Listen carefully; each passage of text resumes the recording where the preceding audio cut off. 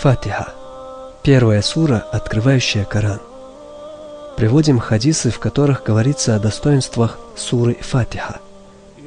Сура Фатиха избавляет от всех болезней, кроме смерти. Тот, кто прочитал суры Фатиха и Ихлас, словно прочитал 1/3 Корана. Если кто, войдя в дом, прочитает суры Фатиха и Ихлас, Аллах отвратит от этого дома бедность, ниспошлет спокойствие и довольство. За сурой Фатиха в Коране следует сура Аль-Бара, значение и достоинство которой отмечены как в самом Коране, так и в хадисах. Вот один из них.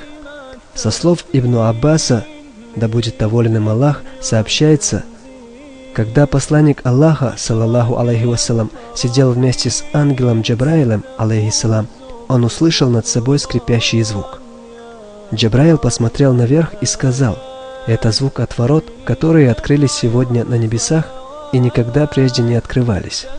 Затем через ворота спустился ангел.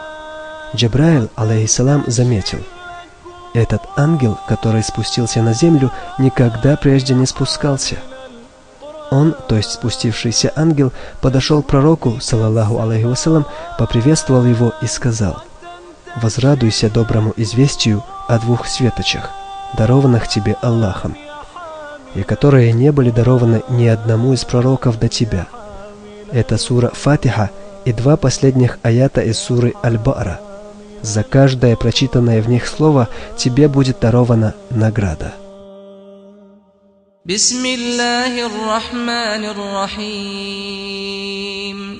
Альхамдулиллахи раббил аламин. Ар-рахманир-рахим. Малики яумиддин. Ияка на'буду ва ияка наста'ин.